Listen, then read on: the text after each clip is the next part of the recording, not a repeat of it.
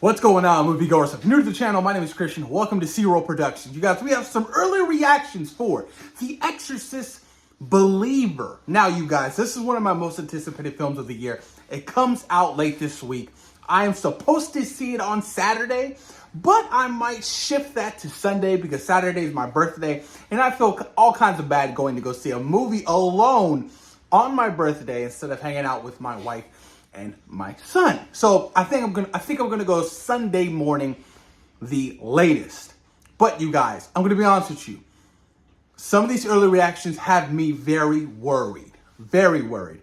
I love everything from what I've seen in the trailers. It looks exciting. It looks like it's gonna be scary. But these early reactions have me kind of in doubt. And some of these people who saw the screener yesterday are some valid people who are massive fans of the horror genre, who are feeling some kind of way about this movie. So it's a little kind of nerve-wracking. The fact that there's going to be 3 of these movies, if this movie doesn't do well critically, if it doesn't do well at the box office, I don't see Blumhouse, going ahead and be like, yo, we're going to continue on with this trilogy. Because at the end of the day, it's all about making money. And if this project or if these projects are going to cost you money in the long run, then I just don't see them doing the trilogy. But I don't know, man. It could be, look, it could be great, right? It could be great. And maybe I'm just overthinking it. But let's dive deep into some of these early reactions for The Exorcist Believer. Let's get into it, shall we? All right, this is coming from Brandon Davis.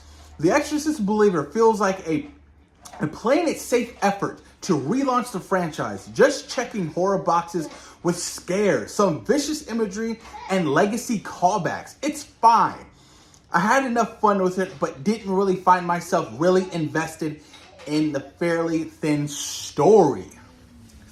Chris Parker, you guys. The Exorcist Believer was alright. It starts off pretty strong, only to fall off once it becomes a legacy sequel, forcing a connection to the original. The film actually tackles some cool ideas, but never fully flushes them out. Overall, just felt very average. Ooh, man, oh man. Vera Annan. The Exorcist Believer is technically fine, but very flat. Solid acting, but it's never ever scary, and there's no sense of doom or dread. There are too many characters to service and not enough running time. It feels like a Netflix season hastily chopped down to 110 minutes. Damn, that is pretty big. That's pretty big. Ah, man. Okay, The Exorcist Believer is a solid watch, but it could have been great. I was loving the first half, character-driven, strong build of dread and tension, and extremely successful at conveying the sheer terror of watching a loved one, especially a child, slip away and feel totally helpless in a fight to get them back. But then it becomes a forced sequel. So it seems like nobody's really feeling the connection between the original. Because when you're trying to do a direct sequel to the original movie that's looked as a perfection of a horror movie, one of the greatest of all time, and you're trying to continue on that's an issue. That is a huge issue. It can only work if done correctly. But it sounds like it's kind of forced. Kind of like what David Gordon Green did with Halloween 2018. It was a direct sequel from the 1978 film, and it felt great. It was 40 years after. Whew, you guys, man, I don't know about this.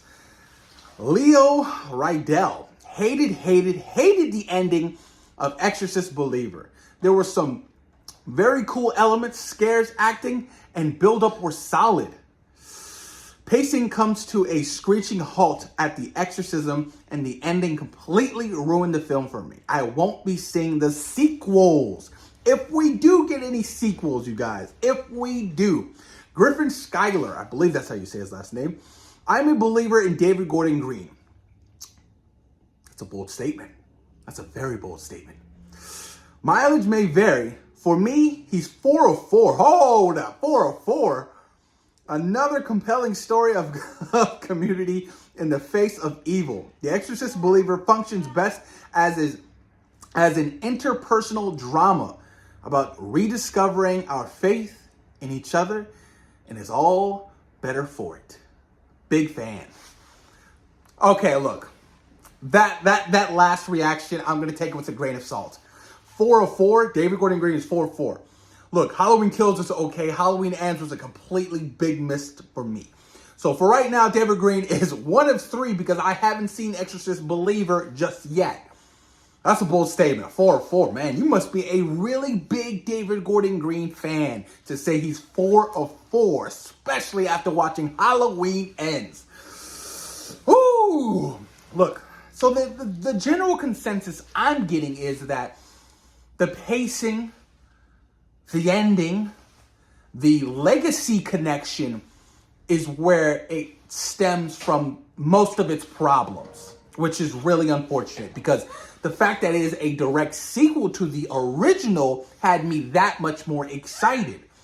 If it's failing at that particular aspect, then I think we're in some trouble. But like I said, maybe I'm overthinking these early reactions. Maybe I will go in and actually like it. It's a possibility. You know what I mean? I like to take word for face value. I like to go in with my own mind, my own vision, and walk out feeling how I want to feel and not being predetermined by what other people are feeling. You know what I mean? But damn. All right. Exorcist Believer. Like I said, it's going to be interesting to see what happens with the sequels. The fact that we're getting three of these movies, not one, but three, I feel like is the major issue. We don't need three of these movies. At what point do you run out of ideas? What can you do with three of these Exorcist movies? It's a lot, just like with the Halloween franchise. You know what I mean? Halloween 2018 should have ended it. Michael died. You move on and you reboot and you do whatever you have to do. But I feel like with the studio and Blumhouse, they saw dollar signs. Oh, Halloween 2018 made massive amount of money. Well, let's do a sequel. Let's do another one. But unfortunately, Halloween Kills came out during the pandemic or whatever, and Halloween Ends it didn't really make the studio that much money. You know what I mean? Not like what Halloween 2018 did. And, that's the unfortunate part.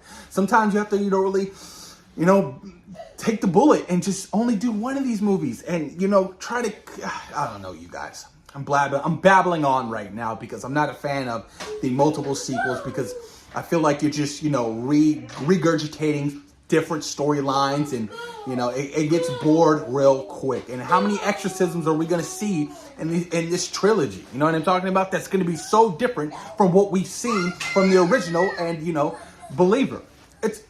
Who knows? Post your comments down below. Let me know what you guys think about these early reactions for The Exorcist Believer. Thoughts and opinions, you guys. Post your comments down below and let me know what you guys think. Peace.